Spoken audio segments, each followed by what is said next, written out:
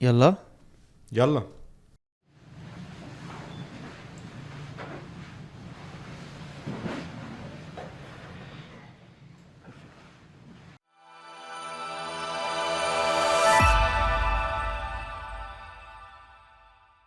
A true veteran of the Middle East technology landscape, with a career that spans over 3 decades building and transforming businesses. His journey is a masterclass in regional growth, from his early days at Exact Software and Cisco to leading country manager for SAP in Kuwait.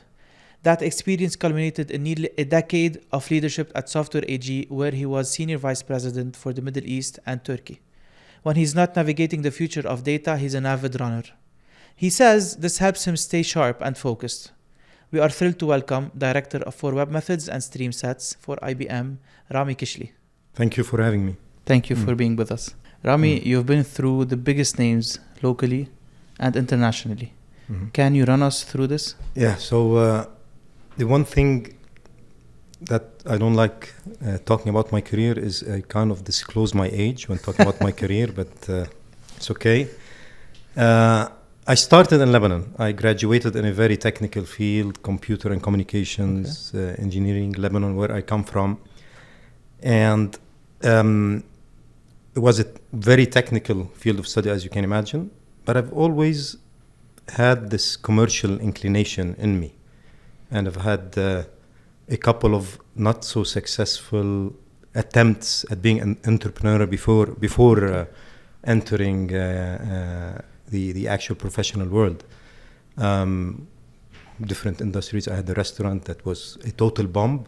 Wow. With a In couple Lebanon? of friends in Lebanon. And actually there was a learning experience out of it, is that if you want to do something, you really need to know why you would be successful. What's your differentiation? Okay. And when we did that restaurants, me and a couple of colleagues at school at that time, we were just imitating a very successful restaurant in the neighborhood. So we just did a cut and paste of that, made it a little bit nicer, cleaner, more shiny, and disaster. So that was the first learning experience pre-career actually. But I started my official career after the failed attempts. I started just after college in 1994. Lebanon was a very different place at the time, but also similar in many things. And I started with a technical role because I thought this is where I should start. So I started a technical role in a company, a Lebanese company that was specialized in the printing industry, but from a technology perspective. So the software, the machinery, everything that goes around in the printing industry. I remember I used to go to these customers with this very large tool bag with so many different tools and work on these massive machines, set up their software and do the wirings of them. And I'll tell you one thing else I remember. I was not at all good at this. But what I found out is that the customers, also, although I did not do a good technical job, they trusted me because I started having discussions with them on where they can take this, what's the next step they can do, how they can evolve their business. So we started having business discussions after putting up the fire that happened in the machine. And those discussions led somewhere. So I got a lot of advice at the time. I was a little bit adamant. No, I studied computer engineering. I should be a technical person, at least for the first 5 years of my career. Then we'll see how that goes.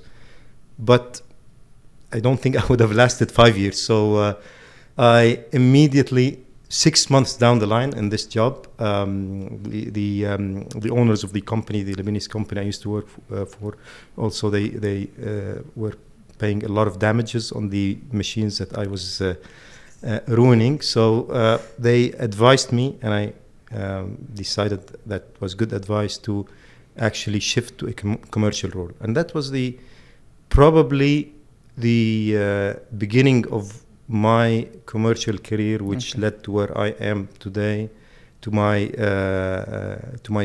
30 plus years in business as a business, as a seller, as a sales manager, and as eventually a leader.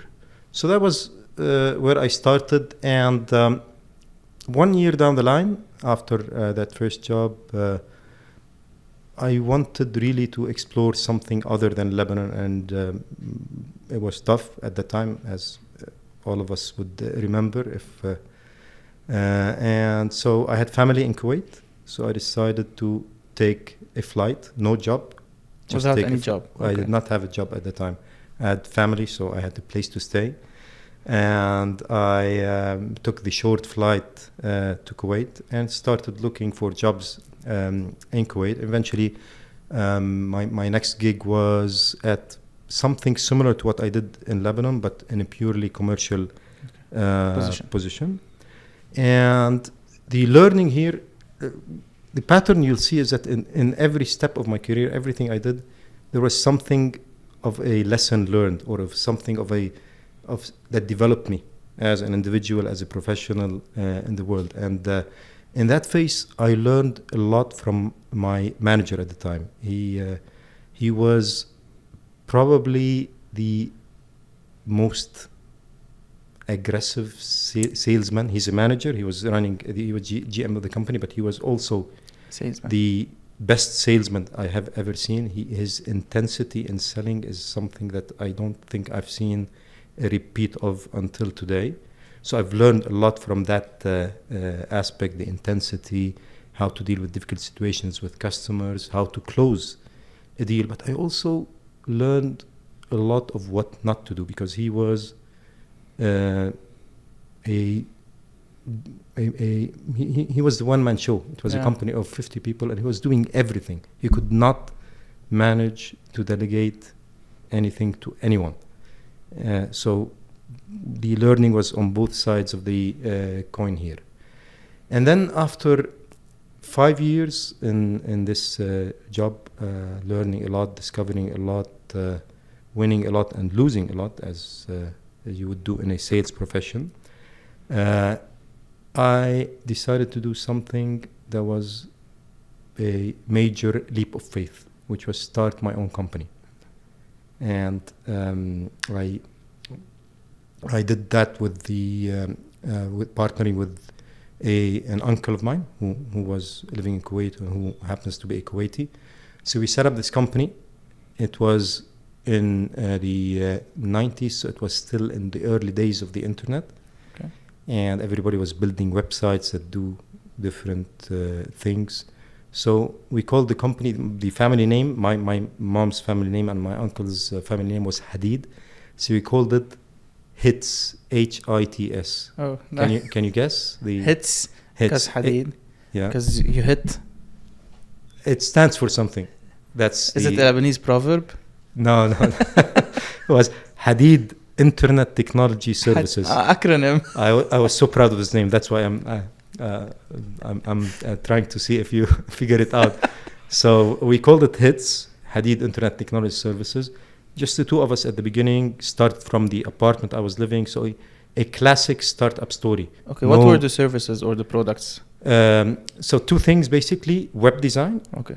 You laugh, but this was really a big thing at the time. It was still new, yeah. It was still new, and especially websites that do not just display information, that do something interactive. So, for example, if you go to a bank, you will find a loan calculator. That was like almost science fiction at the time. That was like something really big. And we developed this kind of interactive, dynamic websites using the technologies that were popular at the time. Java, still popular actually until today. Java, JavaScript, ASP.NET. And the other thing we did is we developed our own IP for HR. So we developed a kind of a mini HR package on our own, and we used to customize it and sell it to customers. So that was my startup, and here it's a completely different life, because the first few months and years of a startup, the top of mind is always how am I going to manage to pay salaries at the end of the month. Exactly. And I mean, we started 2 of us, but then we hired employee number 1, employee number 2. Still in touch with them until today. Oh, nice. And so it's so much excitement and so much fun, but it provides a pressure. I mean, we talk a lot about pressure in the corporate life, but the pressure of actually making it through the months is quite a different flavor. It's much harder, different flavor. I don't know if it's harder or less hard, but it is so different.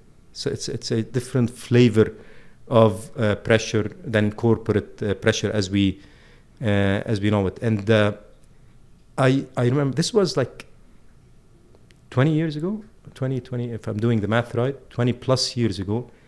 And I remember the first PO we got for hits.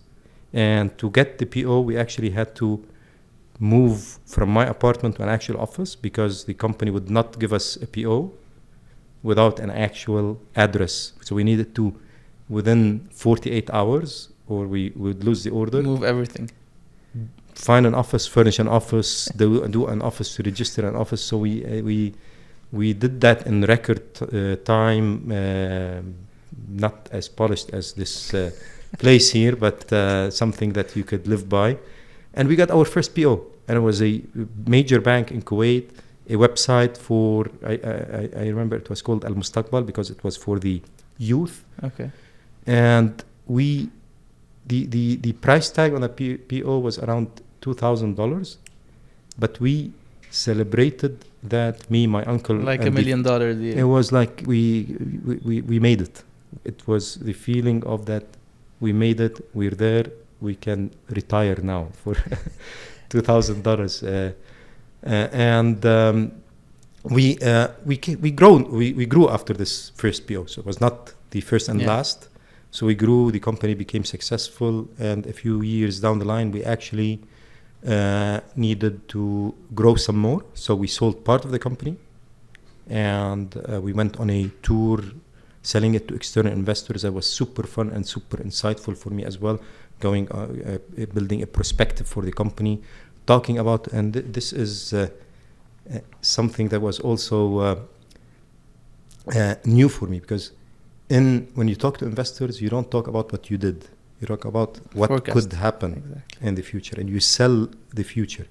And I've always had the opportunity to sell the past or a product, but never the future. So building a prospectus and going to institutional investors and pitching the company was this part of my life.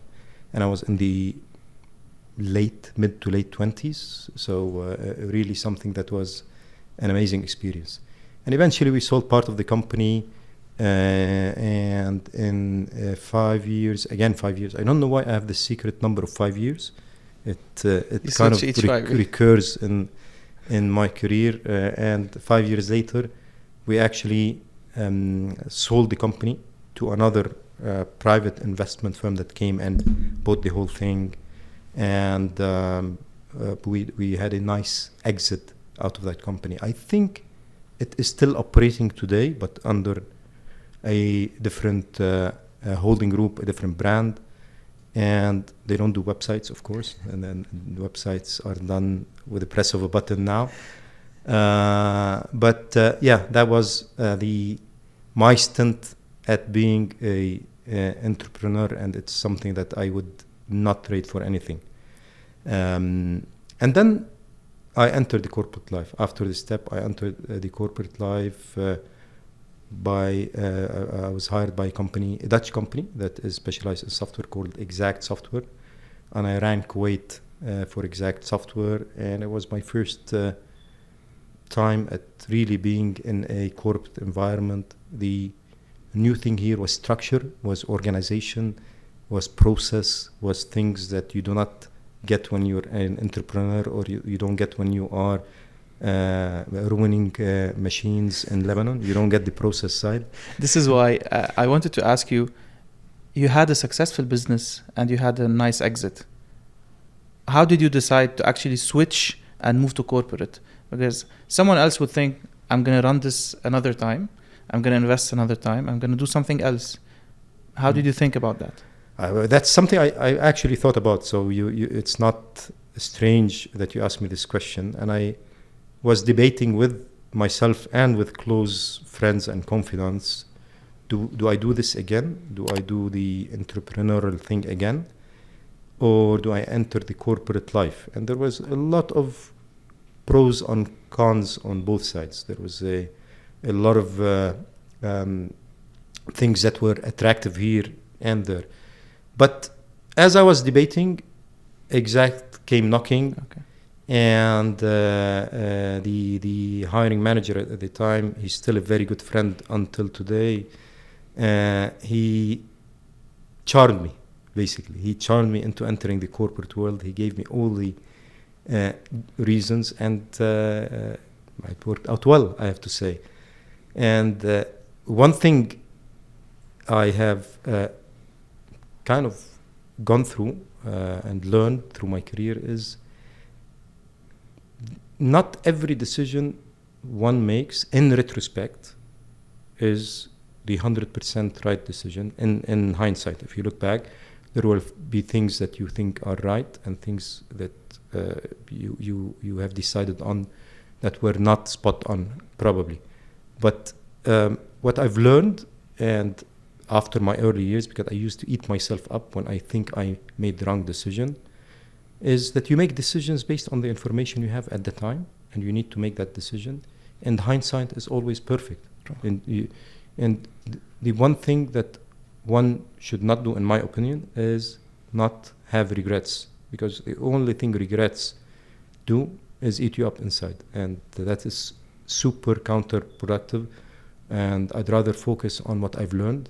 As you've seen, I've learned from every step I've taken. I've learned something that shapes me, and that is for me what's important. But no regrets, including joining the corporate world, which happened with Exact Software. And I spent, guess how many years in Exact Software? 5 years. 5 years in Exact Software. Shifted actually between running Kuwait and running the region, okay. Along with Nizar, who used to run the region, and the gentleman who hired me into Exact. And learning the corporate world was tough at first, because I'm an entrepreneur at heart, and entrepreneurs usually do not like rigidity, do not like structure. And so it's kind of an inner transformation one needs to go through, and that's what I did in Exact. And I embraced the corporate life as it is, with what's good and what's not good. The good thing about corporate life, if you ask me, is that yes, there is process. Yes, in some cases it's rigid, but you've got a lot of tools to use. While when you're an entrepreneur, it is basically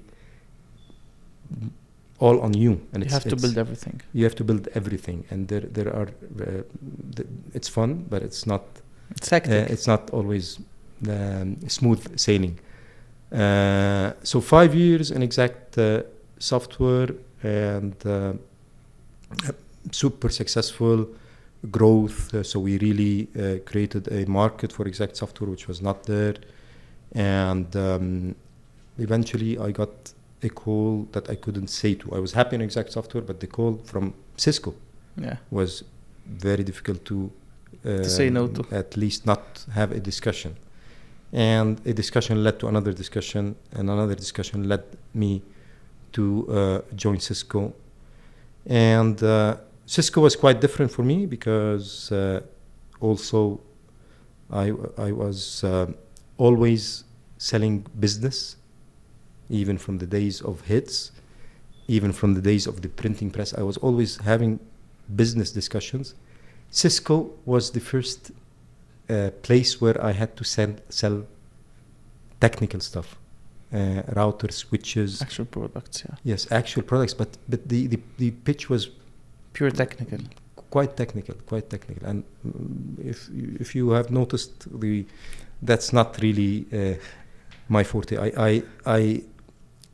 I like taking technical topics that are very complex, Elevating them. and making them relevant to the business, simplifying them rather than complicating them, and making them relevant to a strategy or a business. So Cisco was different in that sense, but Cisco was a great company. It is so customer centric and so channel centric, going back in memory, and it was also the golden age of networking, and so Cisco sold on the name alone a lot at the time. So one story I remember from the Cisco days is that we sold a very large deal to a customer in Kuwait, and my manager was visiting to Kuwait at the time, and we were going to meet the customer, and my manager asked me, and I architected the whole deal, so closed it, and he asked me, so before we reach there, can you give me an idea of what we sold them? And I said, I really don't know. And he said, you sold a X $1 million deal without knowing what you sold them. You must be either really good or something else. And but that was life at Cisco at the time. I actually left Cisco after 3 years, very successful 3 years. I still, until today, do not know the difference between a router and switch. But in Cisco, that worked at the time. Yeah. And after Cisco, what followed was SAP. How many years did you spend at Cisco? 3 years, not 5. You Sorry. broke the rule. Yeah, I broke the rule there.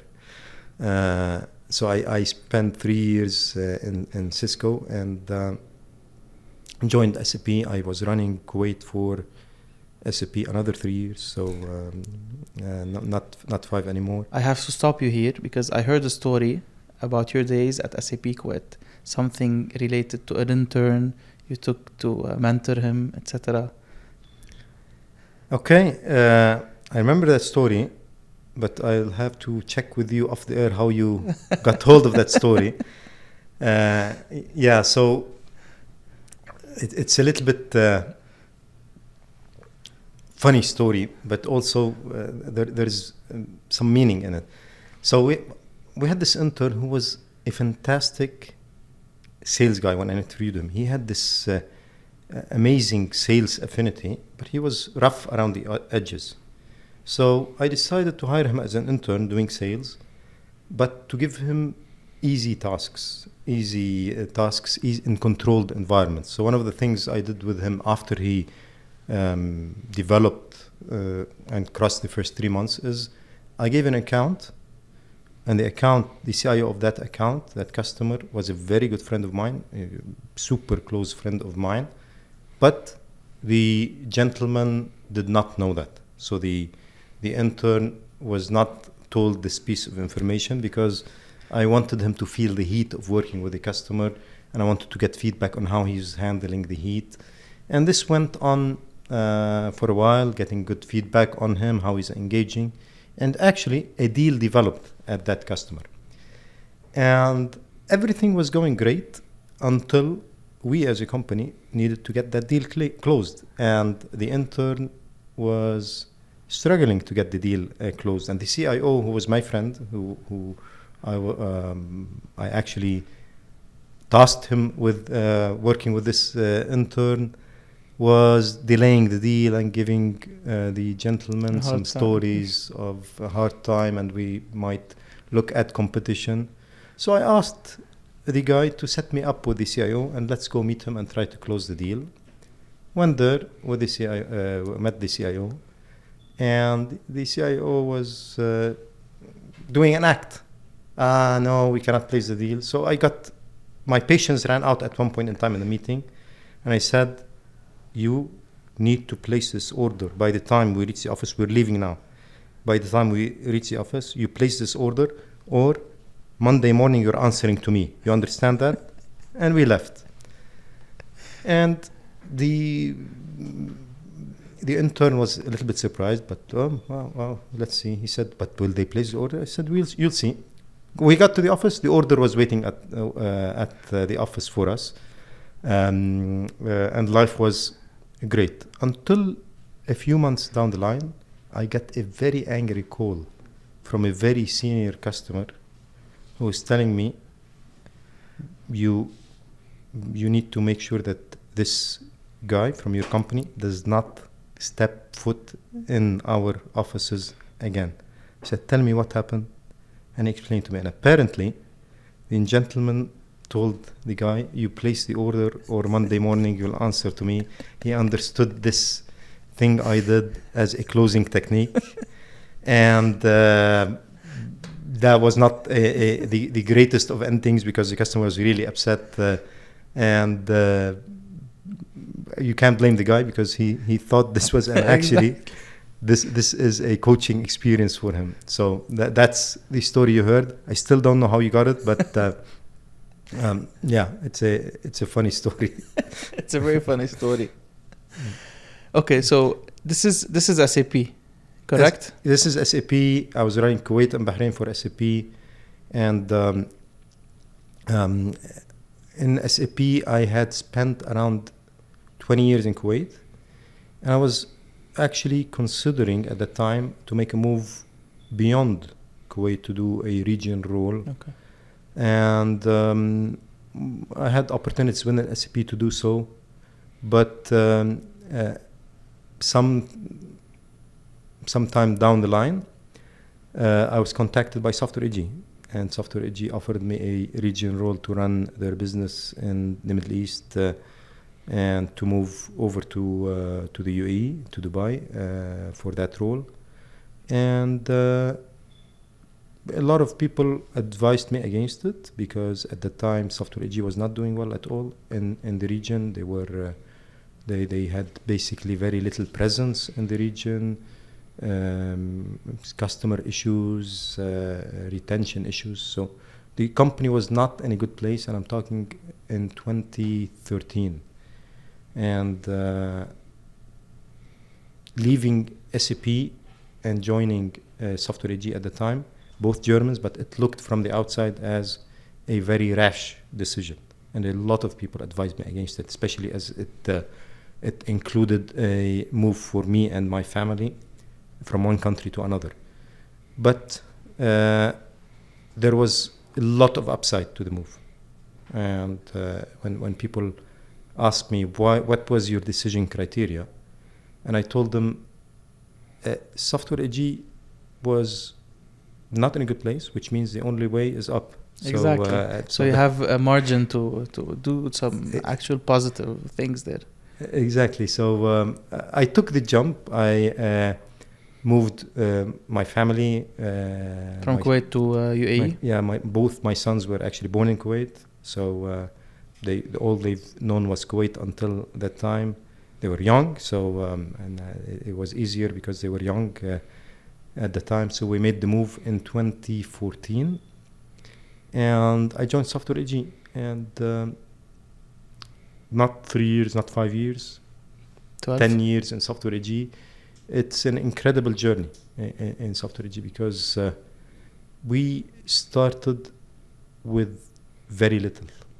And we ended up being the leader in the space in a few years, flagship accounts everywhere.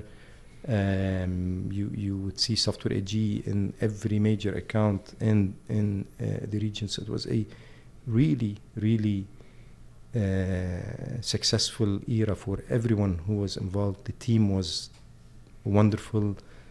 We had an amazing sense of belonging. It's like there was a cause. So we were working not just to work for a company, but we had a cause. We had a reason of why we're waking up every morning and do what we do. And this reason was to really make a difference. And everybody was subscribed, from the secretary to the person who works in the canteen, to every seller, to every technical person. Everybody was subscribed. Everybody believed we could make a difference. Everybody believed we could create a unique time for all of us. And we did. And that was a 10-year story, and a few difficult years at the beginning. But then once the wheels started turning, it just kept accelerating and accelerating. And that's the last stop. And in a manner of speaking, I'm still there today in a different context with a different hat, but it is sort of the same job. As you mentioned, you said the only way is up, correct?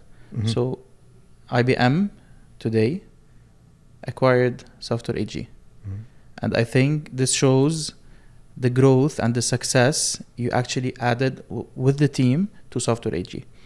Can you tell us how the acquisition happened and what was the actual decision that moved IBM to actually acquire Software AG in a fast, I think the timeline wasn't that big as well, correct? The timeline, at least from the outside, was quite fast. The first time I heard of the acquisition was actually in December 2023, and I happened to be in a customer meeting, and my phone was ringing off the hook. And I usually, when that happens, you would realize either something is really wrong or something new happened, or people wanted to tell you something. And really, people wanted to tell me that this acquisition was public. I didn't know until that moment. And at that time, it was when I first heard it, it was a shock because nobody expected it. At that time, it was not something that people were seeing in the horizons. You know, some acquisitions you can see it coming. Are so straightforward. You see them coming. Are so guessable. This was not one of them. So myself included, being on the inside as well. So the first was shock, and the second was bittersweet, a bittersweet type of moment, because Software AG for 10 years felt more than a company, and I kind of gave you a little bit of why was that. It was a special period for everybody who was part of this journey. And initially, the first feelings that were processed here, not just by me, by most of the people who were part of this, were the feeling that we've lost this baby. And in times of change, people actually, and I've learned that in this period, is that people tend to focus on something that has been lost, even if the something that has been gained is a much bigger gain. And fixating on something that you have lost, and not something intrinsic. It's a idea. It's an idea that was lost here. It's a sentimental belonging to a period that ends, and periods do end. And it took me 48 hours to adjust and really focus on the future. And after 48 hours, I realized how bright this future is. And actually, I had a discussion with my boss in Software AG at the time, and he was commenting that we need to look forward. He was telling me the pep talk around this next step. And I did tell him at the time, I remember that clearly, we were on a call, because he looked at me and he was saying, you look a little bit not your usual self. I said, yeah, and that's me. I need 24 to 48 hours to look at the past, and after this period of reminiscing, I move forward. And 48 hours later, I was back and started understanding, started rationalizing, and understood how important this is for us individually for IBM, for the market at large, for our customers. This was this is a major, was a major and still is a major milestone, I think, for this technology which we call integration. And this technology which is basically the foundation of so many things that we do, and it's one of those technologies that is so good that it is invisible. You don't see it. If you do anything in your normal life which makes your life easier and better, probably my bet is somewhere in there is an integration that is making it realizable for you. And this partnership or this acquisition by IBM, who was already a leader in this space, and the acquisition of the other leader in this space, I think it created a completely different game in the world of integration. And for us to get the opportunity, and here comes the part where you don't look back, you look forward. To have an opportunity to be part of this, especially in a world today that is being shaped by AI and cloud and so many technology transitions that are not just critical to customers, it's critical to humanity at large. To be part of that journey, that transition, is, I think, a privilege, and that's my thinking around the acquisition of webMethods and StreamSets by IBM. Okay, we're gonna talk more technology and technical in a bit, but I just wanna ask a specific question on the acquisition. So, your manager or your boss then has pep talked you, and you discussed this. But how did you lead the team through an acquisition like this? So I was telling you about the reminiscing about the past and the fact that I needed 48 hours.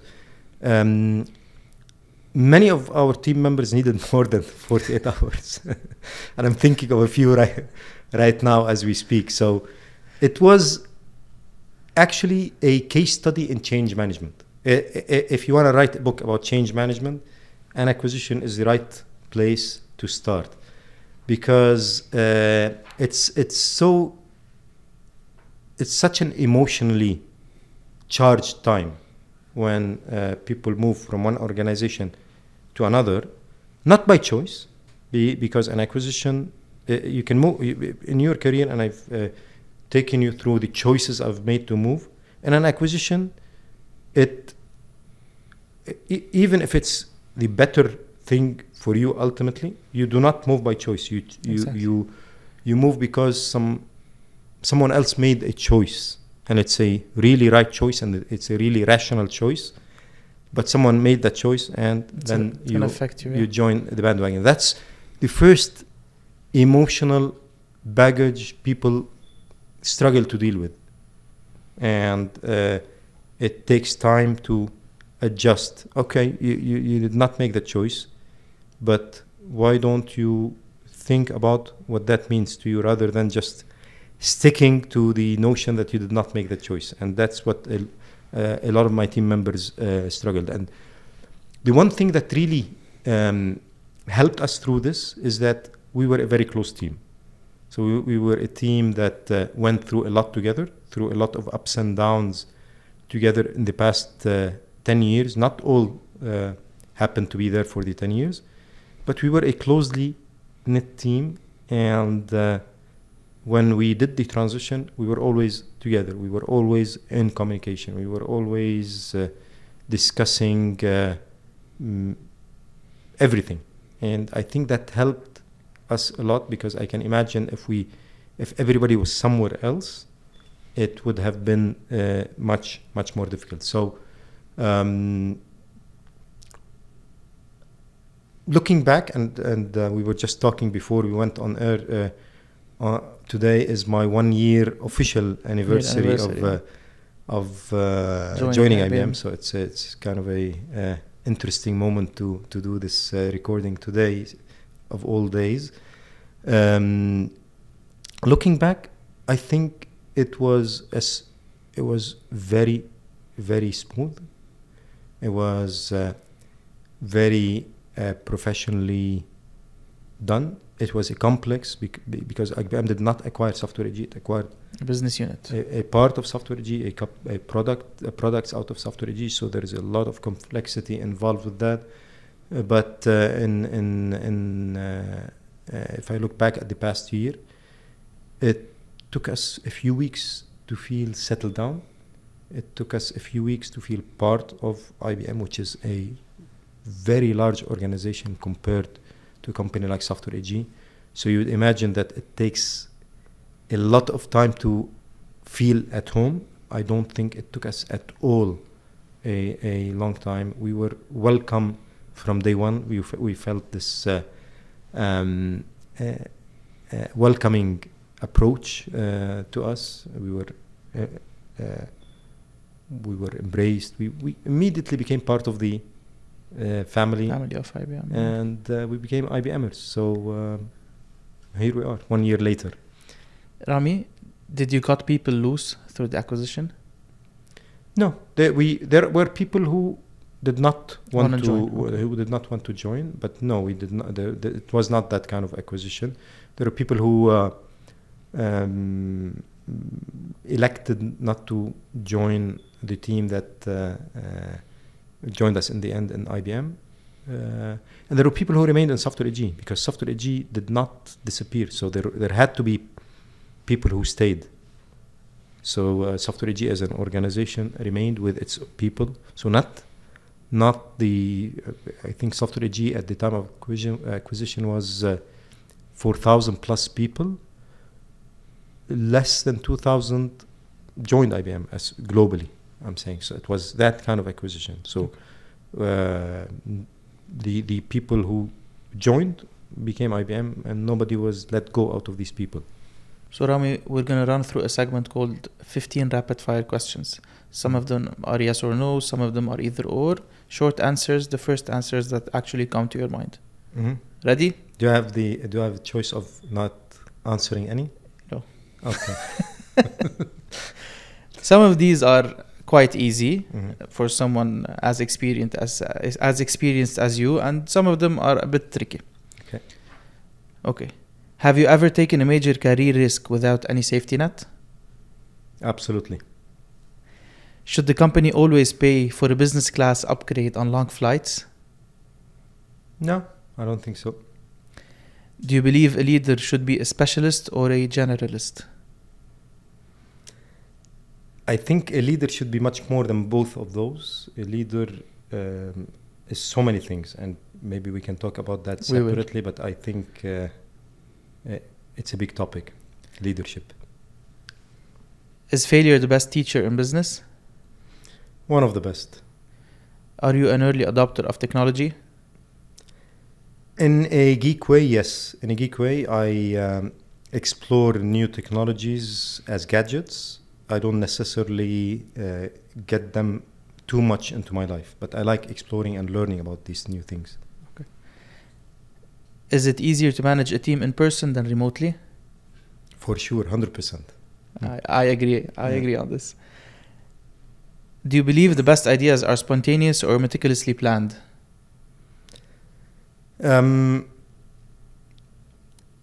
I would like to say spontaneous, but I also think it's a combination.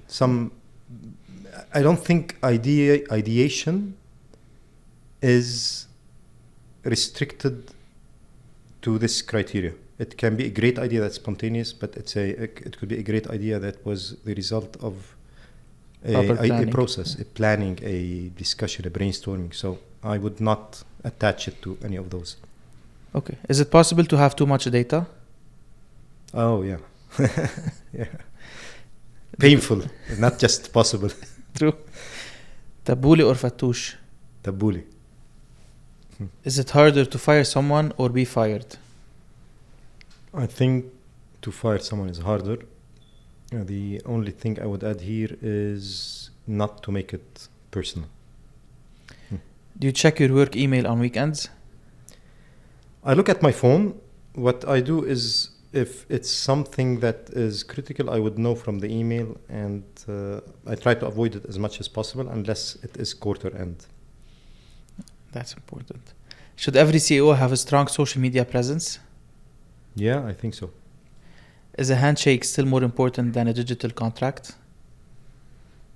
I'm old-fashioned in this way, but yes. Is it harder to manage a budget or manage people? Manage people, because budgets don't have emotions. Do you believe you have a good work-life balance? To an extent, it gets disrupted every now and then, but to an extent, yes. Perfect. Those were the 15 rapid-fire questions, and I think you've answered successfully.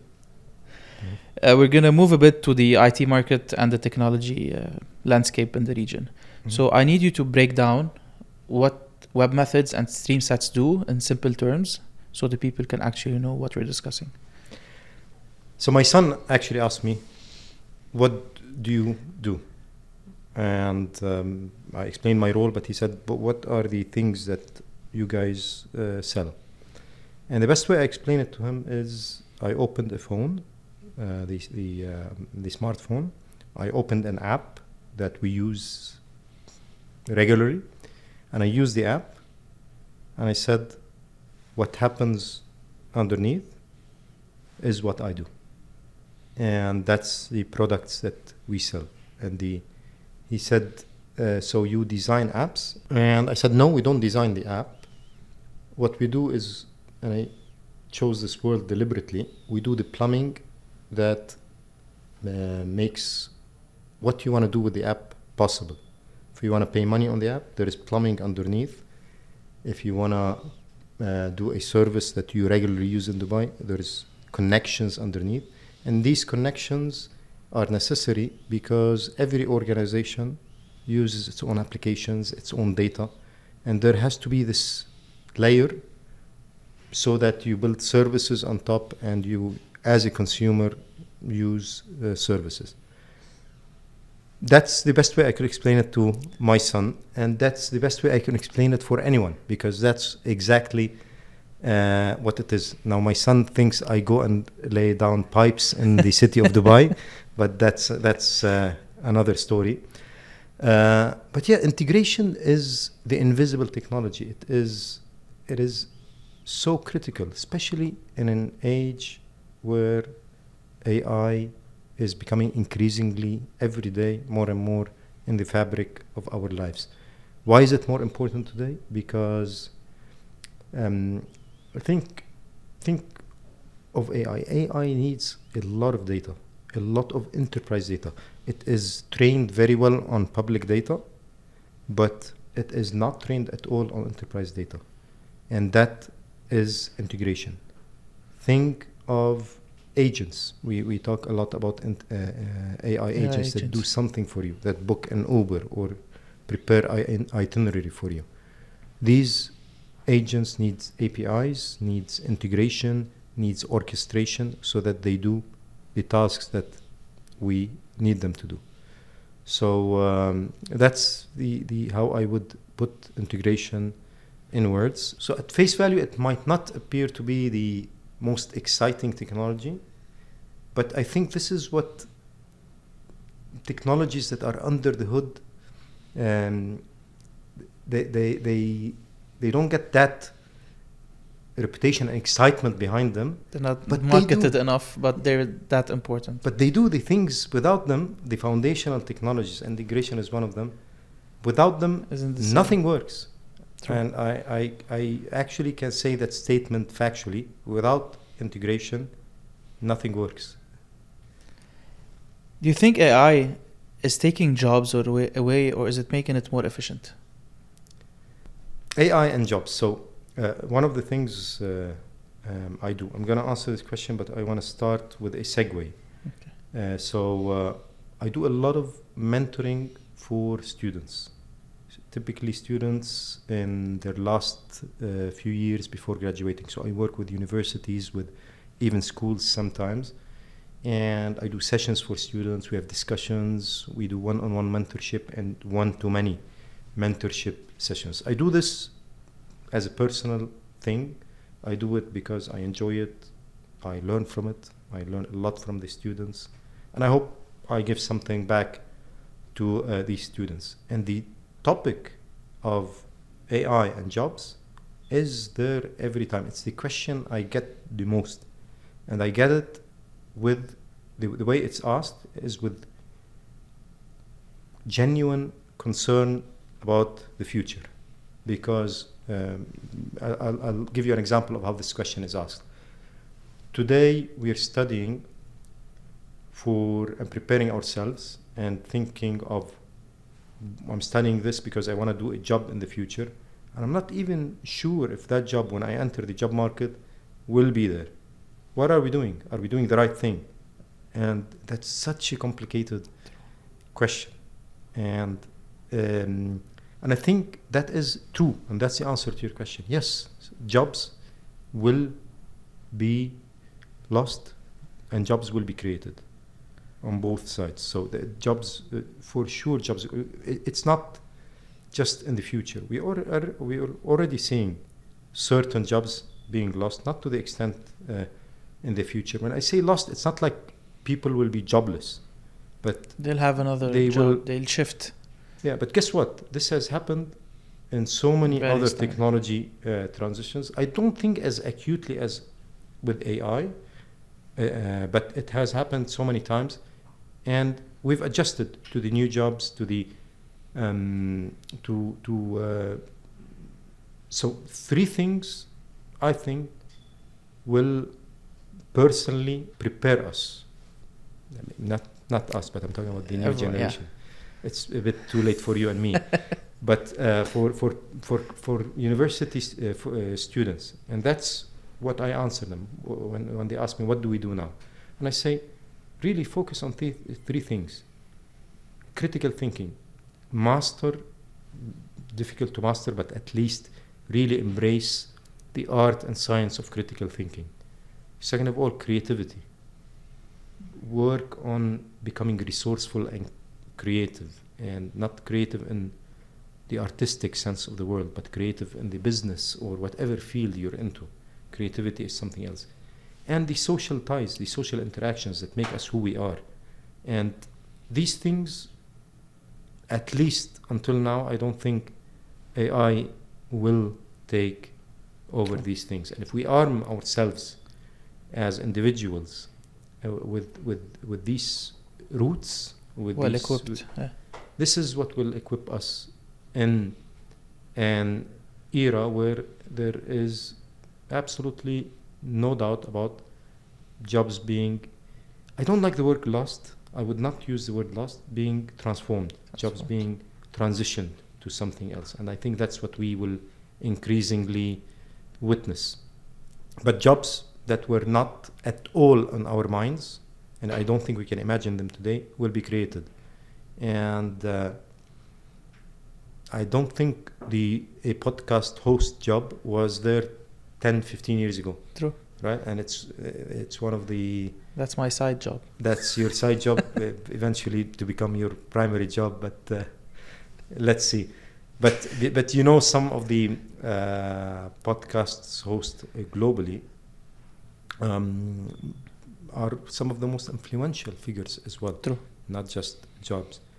A very classic example is a professional YouTuber or TikToker. These jobs were not there. True. 10 years ago, or even less. And the new jobs will be created along the same lines. Yeah. So what are your thoughts on leveraging AI and what Saudi Arabia is doing with the 2030 vision that it has? So I think the 2030 vision, I've actually read the document so many times, and I think it's such an inspiring document. It's such an articulate, detailed vision of a national transformation at all levels, at all pillars. It's worth reading, and it's worth studying, and it's worth, definitely for sure, it's worth embracing. And the other thing that I feel lucky to witness is, as part of my job ever since the the vision document was announced, I get to feel it because You can see things happening I actually can see, on ground. exactly. You can see you can see the transformation in action every day. If you happen to do anything in this nation, in this proud nation, in this ambitious nation, you will get a feel of the transformative action every minute, every hour, and that is remarkable. I don't think this is happened. This has happened at this scale anywhere else in the world. True. So I don't have much time left. I have a couple of questions to discuss with you, and it's going to be on the personal side. Okay. So I got to know you're a runner. You like to run. You do marathons. You're a professional runner, correct? A couple of corrections. First of all, I'm a runner and a medium to short distance runner. So I don't do long distance, but I do them in a fast mode. Okay. So I'm a race runner, what you call a race runner. Professional, I don't make money out of running, but it's a hobby, it's a serious hobby, and I compete and I do a lot of competitions, races, probably around 6 months in the year. I do maybe 10, 15 races a year. I do other sports as well, but running is my primary sports. I do a lot of paddle tennis. I do a lot of cycling, but running is my the main first love. Does it help you stay sharp? So running in the mode I explained, which is the racing running, is a huge physical, but more importantly, mental exercise. Because when you're running, and I said short to medium distances, primarily 5K, 5 kilometers or 10 kilometers. When you're running 5 That's kilometers... long distance for me. Yeah, but that's by any other definition that is a short to medium distance. But running at pace, and my record for the 5K is just below the 17-minute mark, so it's really fast. It is really a mental exercise of knowing where your edge is. And all you're doing while running is trying to figure out, if I run a little bit faster, I will crash because you're not going to be able to breathe. But if I run a little bit slower, I'm not going to do my time. I'm not going to win the race. And that mental negotiation is happening for the entirety of the time that you are running. And it's kind of trying to find the edge as close as possible to the edge without crossing it. Exactly. And that mental exercise, of course, gives a different perspective. So after even a training session,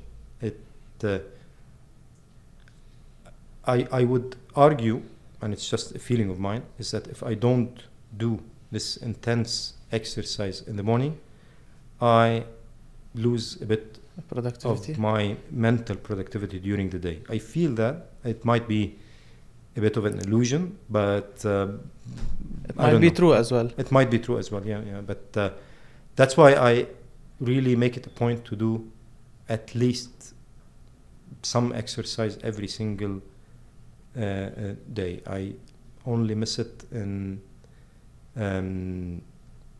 force majeure circumstances. So, but otherwise, I'm there doing a run, doing a pedal match, doing a cycling session. So there must be something every day for me. So my last talking point is, talk to me a bit about your work-life balance. Do you get to see and sit with your family? Tell me more about this. Yeah, so I found a system, and I think it's important to find a system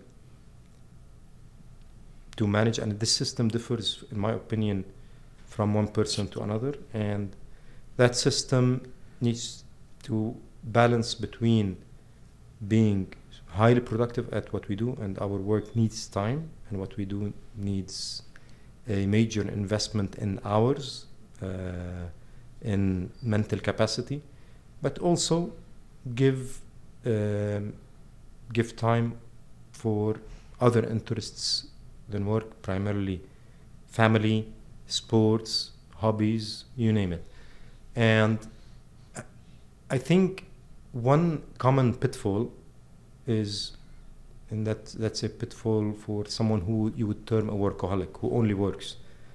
And that pitfall is that I would think and argue that an individual who does that is probably less productive at work than the individual who tries to find that system.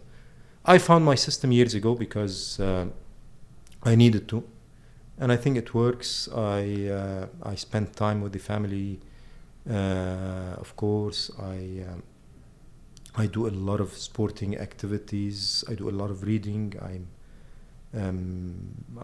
have to read something every single day, and I pursue other interests. And I'm also traveling a lot, doing a lot of things that I enjoy at work as well. So that balance for me is there. Perfect.